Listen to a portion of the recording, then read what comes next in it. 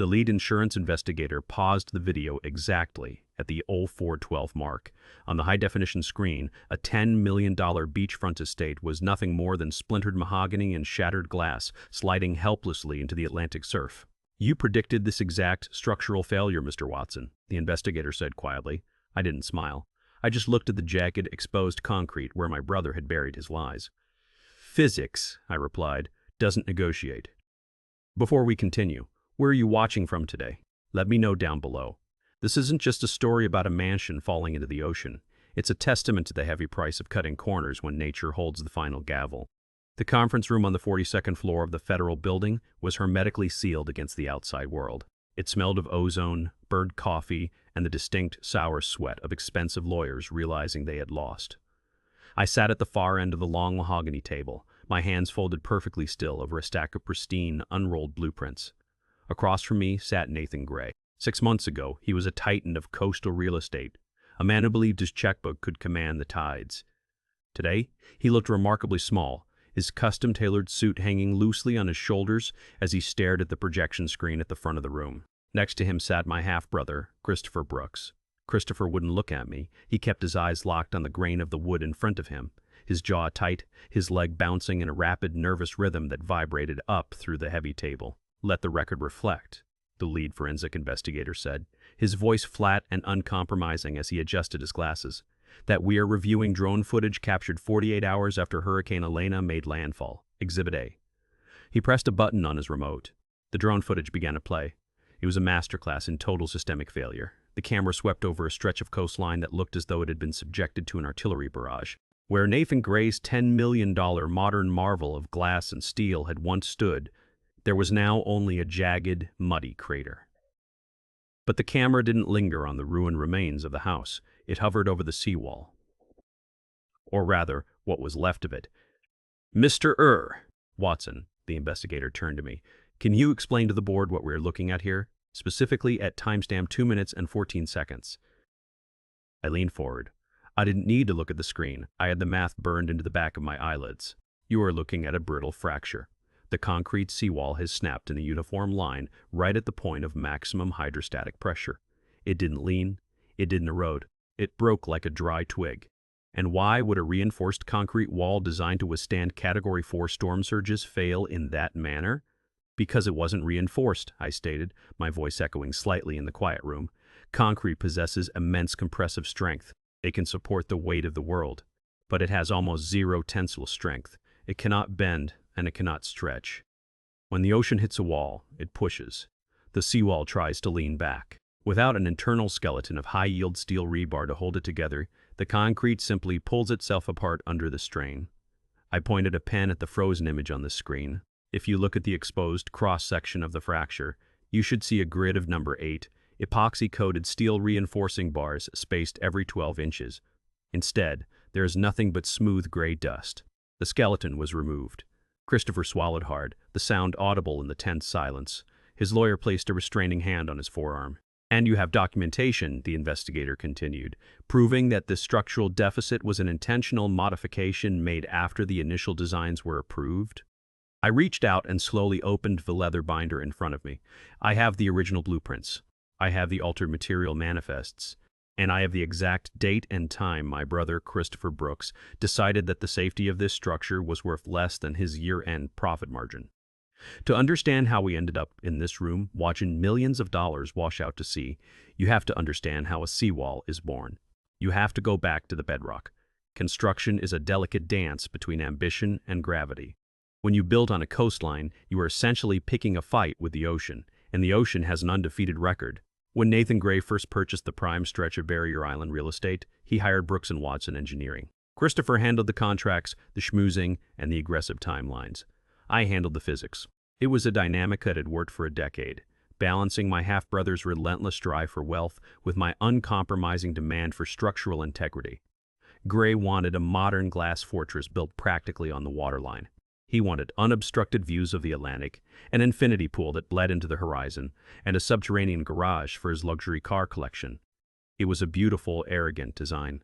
To make it work, the property required a massive, continuous seawall to hold back the tide and protect the foundational soil from washing away. I spent 3 weeks drafting the specifications. My site foreman, Tomas, a 45-year-old veteran of coastal construction whose hands looked like cured leather, stood over my drafting table as I finalized the grid. "It's heavy," Tomas had noted, tracing a blunt finger over the rebar schedule I'd drawn.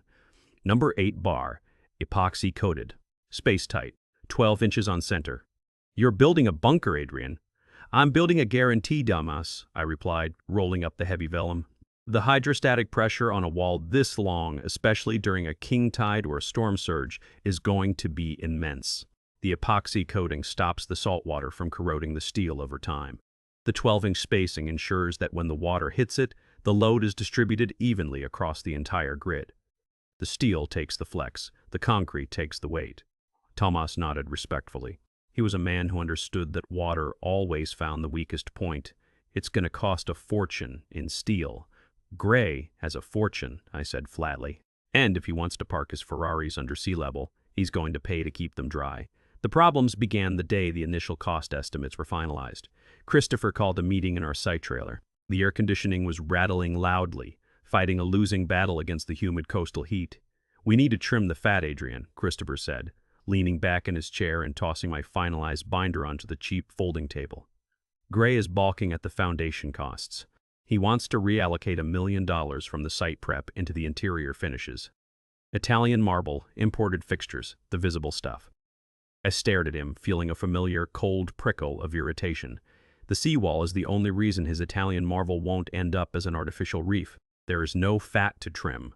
The specs are precisely engineered to meet the dead load of the house and the live load of the ocean. "It's over-engineered," Christopher countered smoothly, flashing the salesman's smile that always got him through closed doors. "We're laying enough steel to hold back a tsunami. We can widen the rebar spacing. Go from 12 inches to 24. Drop the bar size from an 8 to a 5. Skip the epoxy coating. Standard steel will hold long enough to pass inspection. Standard steel will rust the second the salt water permeates the porous concrete," I warned him, keeping my voice dangerously level. "When steel rusts, it expands. It will blow the concrete apart from the inside out in 5 years. And if a storm hits before then, the 24-inch spacing won't have the tensile strength to hold the wall together. It will snap." "Adrian, you worry too much," Christopher scoffed, standing up and checking his gold watch. "We stand to make a massive percentage on this if we come in under budget. Gray offered a heavy performance bonus if we cut the structural costs. My cut, your cut. We both win." "No," I said firmly, packing up my briefcase. "I don't stamp my name on compromised structures. We build it to my spec, or we don't build it at all." I thought that was the end of the discussion. I severely underestimated my brother's greed. 3 days later, I arrived at the site early. The salty morning mist was still clinging to the heavy machinery, and the sound of the surf was a steady, rhythmic thumping against the shoreline. I walked toward the site trailer to review the delivery logs, with Tomas pouring a cup of terrible thermos coffee as I opened the door. I stopped in the doorway. Christopher was standing at the conference table with Nathan Gray. Spread out between them was a new set of blueprints. They didn't bear my architectural stamp. "Ah, Adrian!" Gray said, looking up with a mixture of impatience and condescension. He was a man used to getting his way, a man who viewed physics as just another contractor he could negotiate with. Christopher and I were just finalizing the new value engineering protocols for the seawall. I stepped into the room, setting my coffee down carefully. "Value engineering," I repeated, tasting the corporate venom of the phrase. I looked at Christopher. He offered a tight, unapologetic shrug. I stepped up to the table and looked at the plans. Christopher had taken my designs to a third-party discount structural engineer, a rubber stamp operation known for signing off on anything for a fee. The rebar grid had been decimated. The thick, heavy number 8 bars were replaced with spindly number 5s. The tight, 12-inch mesh was expanded to a gaping 36-inch spacing. The expensive epoxy coating was gone entirely.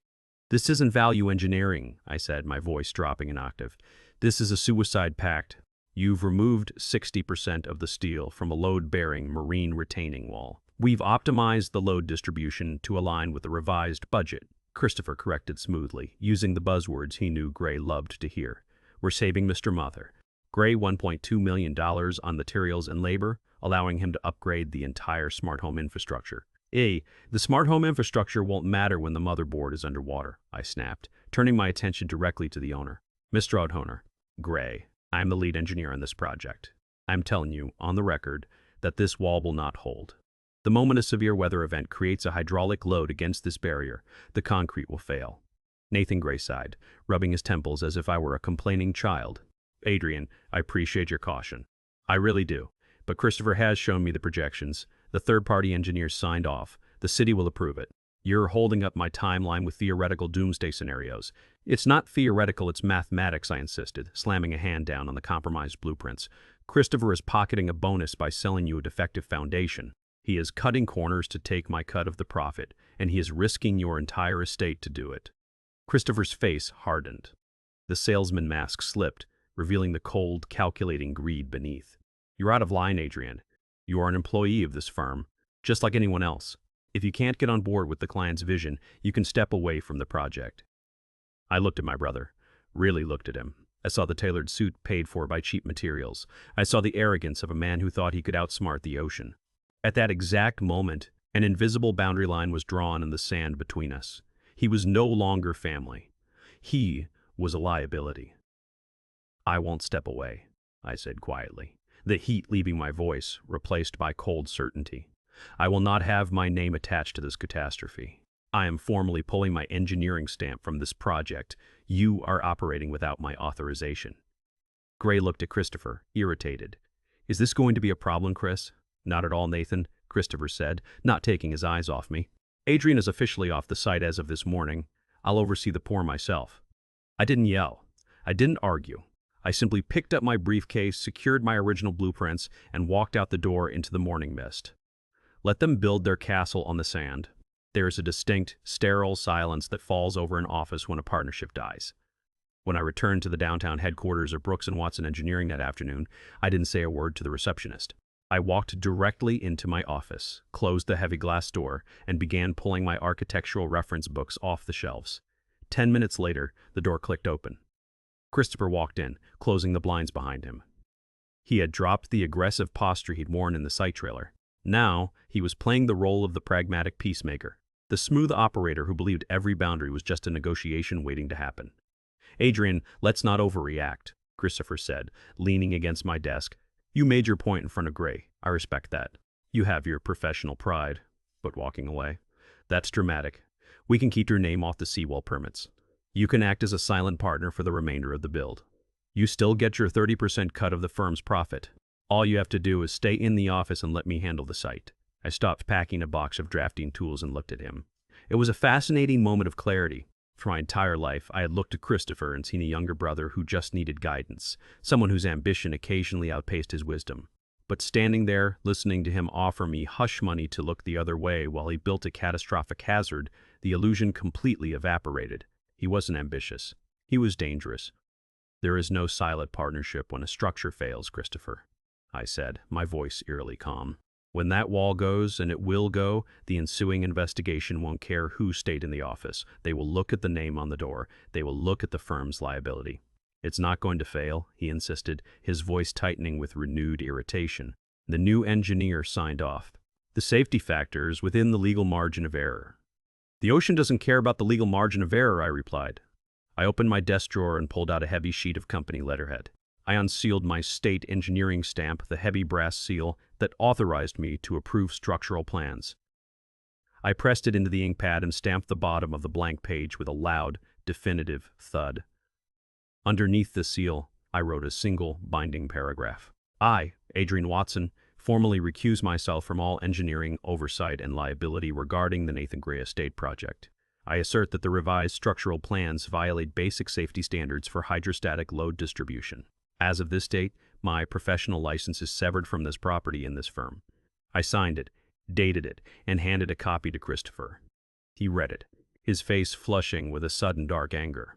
You're throwing away a fortune because you're too stubborn to compromise. I'm securing my freedom because you're too arrogant to do the math, I said, picking up my box. I'll be sending a copy of this recusal to the State Engineering Board and the City Permit Office by certified mail. If my name appears on a single piece of paper related to that site, I will have you indicted for fraud before the roof is even on. I walked out of the office, leaving my brother standing in the silence of his own making. The boundary was set. I was no longer trying to save him. The legal severance protected my license, but I knew from decades in the industry that when millions of dollars are lost, lawyers look for anyone to blame. I needed irrefutable, physical evidence of what was happening on that beach. The next morning at 5:30, the sky was a bruised purple over the Atlantic. I drove my truck down to the site one last time. My keycard hadn't been deactivated by corporate yet. The site was quiet, save for the rhythmic crashing of the morning tide and the low, heavy idle of a flatbed diesel truck idling near the excavation trench. They were delivering the new steel. I stepped out of my truck, a high-resolution digital camera gripped in my hand. The salt air was thick and cold. Standing by the flatbed, clipboard in hand, was Thomas. He looked exhausted, his shoulders slumped as he reviewed the manifest handed to him by the driver. Thomas saw me approach and instinctively lowered the clipboard. "Adrian, word came down from the office yesterday afternoon. You're off the board." "I am," I said quietly, stepping up to the flatbed. "I just came to collect a few personal items from the trailer, and to see what my brother bought with my cut of the profit." I looked at the bundles of steel strapped to the truck. It was a pathetic sight.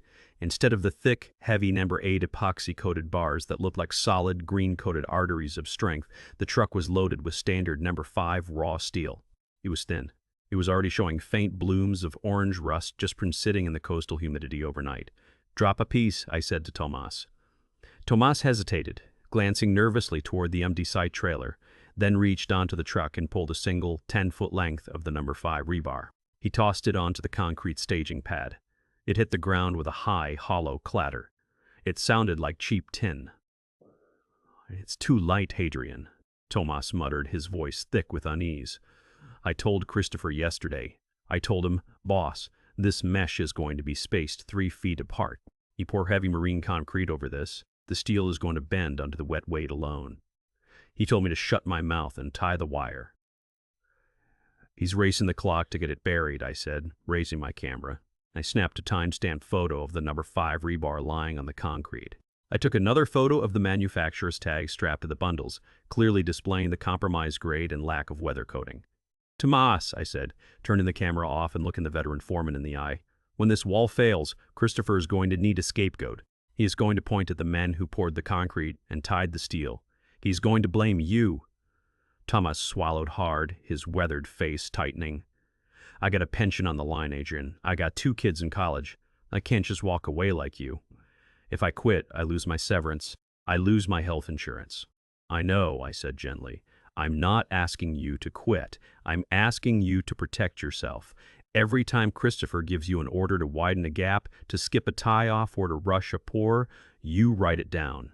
Date, time, and exactly what he said. Keep the daily site logs in your personal truck, not in the trailer. When the time comes, you're going to need them." Tomas looked at the cheap steel, then back at me. He gave a single, solemn nod. I took a final photo of the delivery manifest on Tomas's clipboard. The paper trail was secure. I had the before, the during, and the mathematical certainty of the after. I spent the rest of the week turning my home study into a war room. The drafting table in the corner was covered in structural equations, tidal charts, and historical storm surge data for that specific mile of coastline. The math was not subjective. It was brutally objective. Standard marine concrete was roughly 150 pounds per cubic foot. When the ocean presses against it, the pressure is calculated in pounds per square foot PSF. During a calm day, the seawall would easily hold, but during a severe weather event, a Category 3 hurricane or higher, the storm surge would push massive volumes of water against the wall, exponentially increasing the hydrostatic pressure. My original design, utilizing the No. 8 epoxy-coated rebar at 12-inch intervals, could withstand a sustained lateral force of 4,500 psf without yielding. It was a fortress. I ran the calculations for Christopher's value-engineered design. With the No. 5 raw steel spaced at 36 inches, the wall's maximum tensile threshold plummeted to 2,000 psf. If a 10-foot storm surge hit the property, the ocean would exert a sustained pressure of nearly 2,000 psf against the concrete. The wall would experience a catastrophic tension failure. It wouldn't just crack, it would explode outward into the surf. I sat down at my computer. I needed to issue one final, undeniable warning. Not to save the project, that ship had sailed, but to establish a permanent record of willful negligence. I opened a new email and addressed it to Nathan Gray, with Christopher and Gray's lead insurance underwriter firmly in the BCC line. Mr. Gray, I am writing this as a final matter of professional record regarding the ongoing construction at your coastal estate. As you are aware, I have formally recused myself from this project due to the unapproved alterations made to the seawall's structural reinforcement. Attached to this email, please find a detailed stress load analysis based on the materials currently being delivered to your site. By reducing the rebar gauge from number 8 to 5 and expanding the grid spacing to 36 inches, the tensile strength of your retaining wall has been reduced by nearly 70%. This is not a matter of engineering philosophy. It is a matter of physics. In the event of a significant storm surge exceeding 8 feet, the hydrostatic pressure will surpass the wall's maximum yield strength. The barrier will suffer a brutal fracture. The foundational soil supporting your estate will instantly liquefy and wash out to sea, resulting in the total loss of the structure. I strongly urge you to halt the concrete pour immediately and have an independent forensic engineer review these calculations. Sincerely, Adrian Watson, that structural engineer, recused. I attached the PDF of the calculations and hit send. The digital timestamp locked it into reality. I didn't have to wait long for a response. Less than 2 hours later, my phone chimed. It was an email from Nathan Gray. It was 3 sentences long, dripping with the arrogance of a man who thought his bank account could intimidate the weather. Noted, Adrian. Christopher has assured me the site is secure and proceeding ahead of schedule. Leave the engineering to the team on site and do not contact me regarding this property again. I printed the email, placed it in a sterile manila folder along with the photos of the cheap steel, and locked it in my fireproof safe. The trap was fully set. Now all I had to do was wait for the wind to blow. Back in the deposition room, the silence was heavy. The lead investigator steepled his fingers, staring at the email I had just submitted into evidence, the final warning Nathan Gray had so casually dismissed. Mr. Mino, Watson, the investigator said, turning to a new page in his dossier. You were not on site for the actual pouring of the seawall. How can you be certain that the compromised number 5 rebar was indeed what was encased in the concrete? I didn't answer immediately. Instead, I reached into my leather binder and pulled out a notarized document sealed in a plastic sleeve. I slid it across the mahogany table. I wasn't there, I acknowledged, my eyes flicking momentarily to Christopher, whose face had gone the color of ash. But Tomas was. That is a sworn, 20-page affidavit from the site foreman. If you'd like, I can read the relevant sections regarding the day the concrete pump trucks arrived. The investigator nodded. Please do. I opened my copy of the document. The words on the page were Tomas's, but I could hear his rough, tired voice speaking them in my mind. On the morning of the pour, I read aloud, the words clipping through the sterile air of the boardroom. The humidity was at 90%. Christopher Brooks ordered the cement truck stacked back-to-back down the access road. He was in a rush. He told the pump operator to run the hose at maximum velocity. I looked up from the page, translating the raw construction data into a picture the lawyers could understand. Concrete is violently heavy when it's wet, I explained. It flows like sludge, but it hits the forms with immense kinetic energy. When you are pouring a structural wall, you have to pour it in slow, measured lifts, allowing the concrete to settle around the steel skeleton without knocking it out of alignment. I looked back down at the affidavit. I told Mr. Brooks the number 5 steel was too thin, Tomas had written. When the pump operator opened the nozzle, the sheer weight of the wet concrete hit the 36-inch grid. The steel immediately began to bow and sag. The rebar wasn't holding the concrete was crushing the rebar. The wire ties started snapping. I ordered the pump operator to cut the flow. I paused, letting the weight of the moment hang in the room. I looked directly at my brother. Christopher refused to meet my gaze, staring rigidly at his own hands. According to this affidavit, Mr. Paver, Brooks, the investigator said, his voice dangerously soft, you countermanded the foreman's safety order. He told the operator that if he shut the pump off, he was fired, I continued, reading the next line of Tomas's sworn testimony. Mr. Brooks stood on the scaffolding and yelled to just bury it. He said, once it's smooth, nobody will know the difference. So they poured.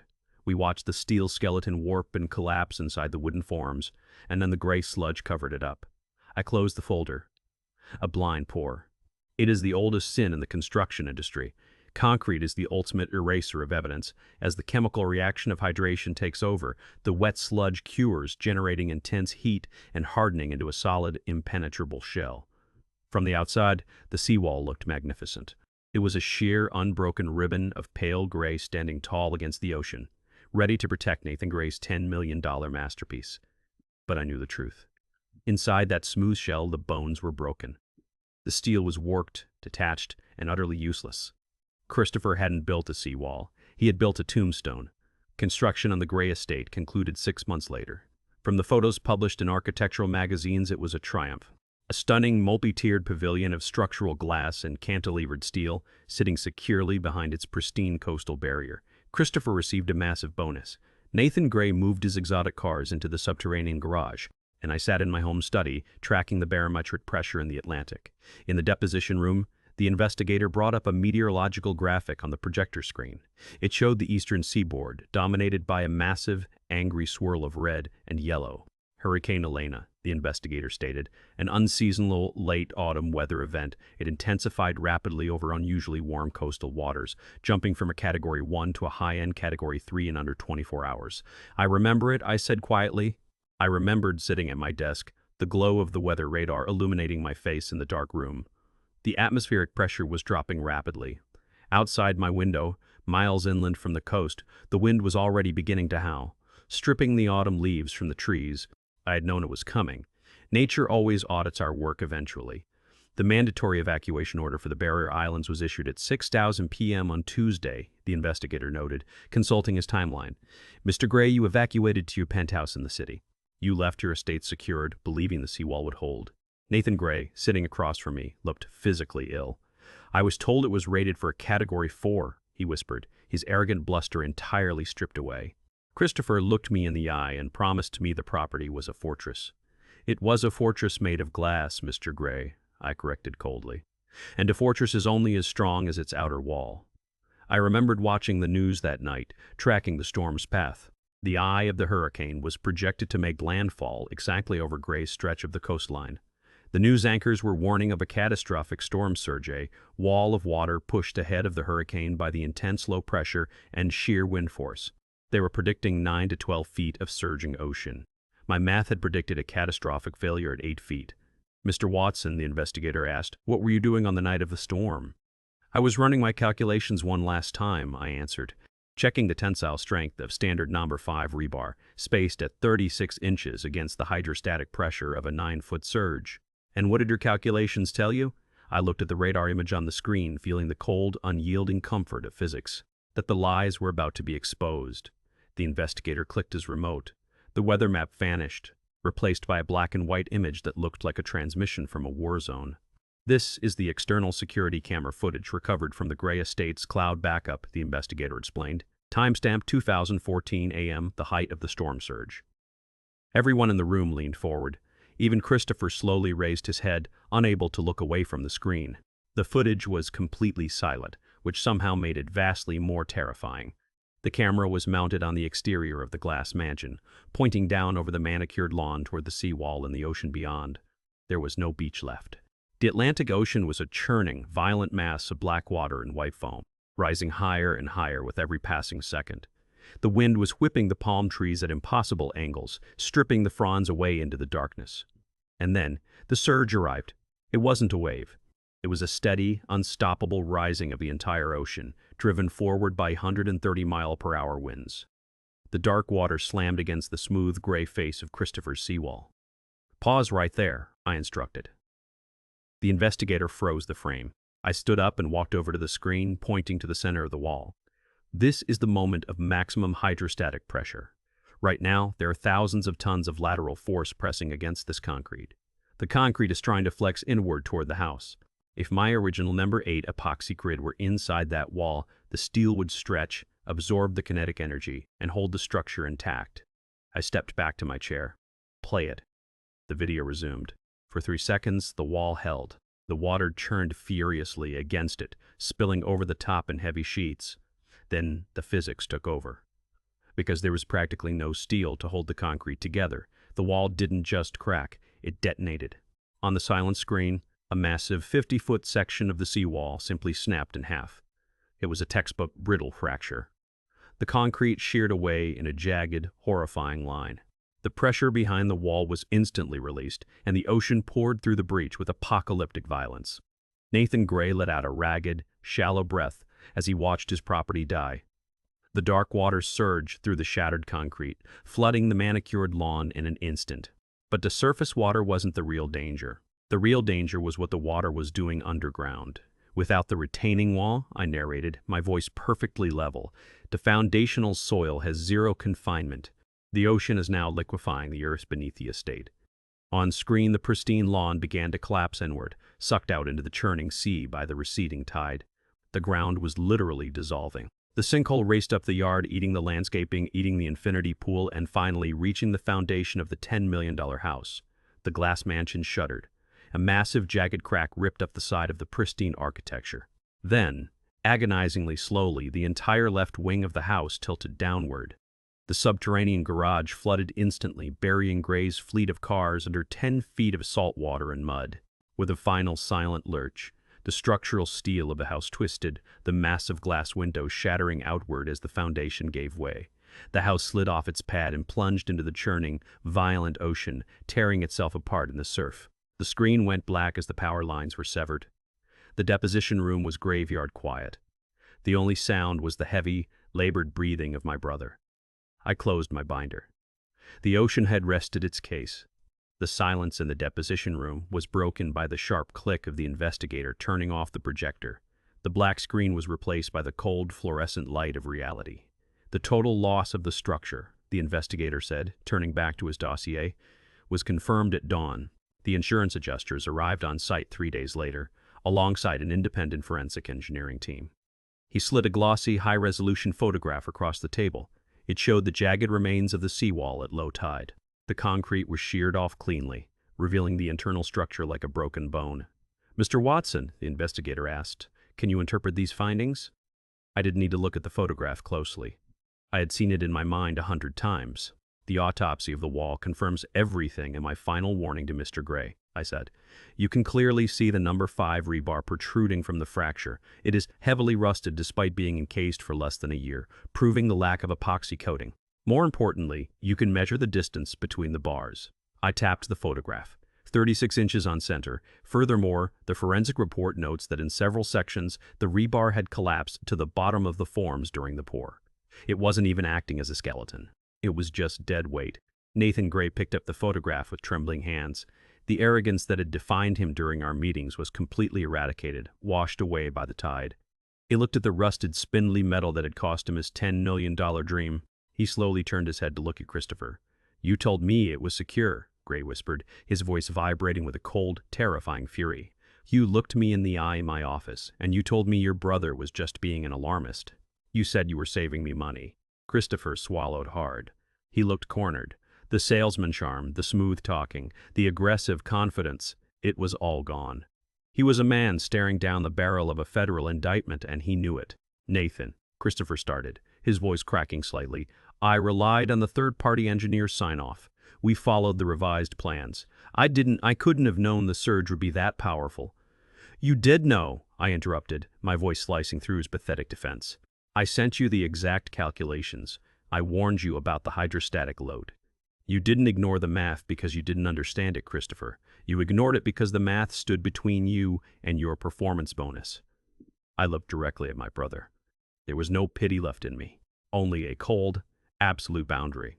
"You compromised a structural foundation to line your own pockets, and then you intimidated your foreman into burying the evidence. You didn't build a seawall, you built a fraud." The lead investigator closed his dossier with a heavy, final thud. Based on the physical evidence recovered from the site, the digital time-stamped warnings provided by Adrian Watson, and the sworn affidavit of the site foreman, the investigator announced, his voice devoid of any emotion, this board concludes that the catastrophic failure of the Gray estate was not an act of God. It was a direct result of gross negligence, material fraud, and intentional structural compromise. He looked at Nathan Gray. "Mr. Gray, your insurance claim is denied in its entirety. The policy explicitly voids coverage in the event of unapproved, substandard construction practices." Gray let out a low groan, dropping his face into his hands. He was ruined. The loss of the house, the cars, the property value. It was a financial death blow. The investigator turned his attention to Christopher. "Mr. Brooks, the findings of this board, along with the complete forensic file and Mr. Prep Watson's documentation, will be forwarded to the state licensing board and the district attorney's office." Christopher's lawyer immediately stood up, slamming his briefcase shut. "This deposition is over. My client will not answer any further questions." He doesn't have to, the investigator replied coldly. The concrete spoke for him. Christopher stood up, his face pale, his hands shaking. He looked at me, a desperate, pleading look in his eyes. He was looking for the older brother who had always fixed his mistakes, the one who had always cleaned up his messes. But that brother was gone. He had recused himself months ago. Adrian, Christopher whispered. I didn't answer. I didn't even blink. I calmly placed my original blueprints, my final warning email, and my stamped recusal back into my leather binder. I zipped it closed, stood up, and walked out of the room without looking back. 3 weeks later, Christopher Brooks was formally indicted on multiple felony charges, including criminal negligence, insurance fraud, and reckless endangerment. His engineering license was revoked permanently. The state seized his assets, including the bonus he had so eagerly stolen from the integrity of the wall. He was facing 5 to 10 years in federal prison. The table had turned completely. The greed that had blinded him had built his own cage. 6 months after the deposition, I was back on the coast. The air was crisp and salty, the sky a brilliant, bruised blue. I stood on the edge of the jagged crater that used to be the Gray Estate. The debris had been cleared away, leaving only the raw, scarred earth and the endless rolling expanse of the Atlantic Ocean. I heard the crunch of tires on gravel behind me. A black town car pulled up to the edge of the site. Nathan Gray stepped out. He looked older. The sharp, aggressive edge was gone, replaced by a weary, humbled resignation. He walked up to the edge of the crater and stood beside me, looking out at the water. It's a terrifying thing, Gray said quietly, to realize how easily the ocean can erase a man's pride. The ocean doesn't care about pride, I replied, keeping my eyes on the horizon. It only respects physics. Gray nodded slowly. He pulled a heavy, sealed folder from under his arm and held it out to me.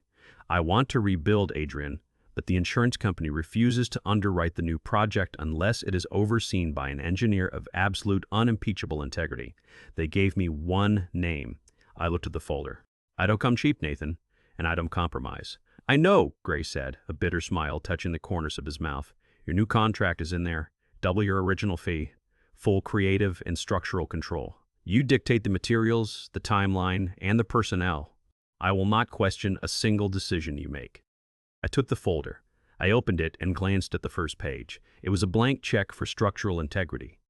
I want Tomas back as site foreman, I said, looking Gray in the eye. With a 20% raise, paid out of your pocket, for the hell your previous contractor put him through. Done. Gray agreed immediately. And the seawall, I continued, turning back to look at the shoreline. We aren't doing a 12-inch grid. We are doing a 10-inch grid. We are doing a 10-inch grid. Number 8. Double epoxy coated. We are building a bunker, Nathan. Build whatever you have to, Gray said, his voice thick with the memory of the catastrophic drone footage. Just make sure it holds. It will hold, I said, feeling the weight of the new contract in my hands. It was more than just a job. It was a reclamation.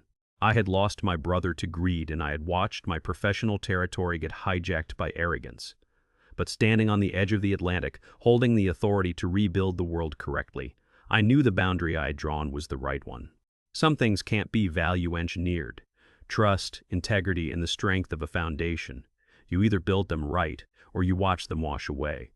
If you're watching this, maybe you're dealing with someone who thinks the rules don't apply to them. Someone who thinks they can cut corners, silence warnings, and bend reality to fit their ambition.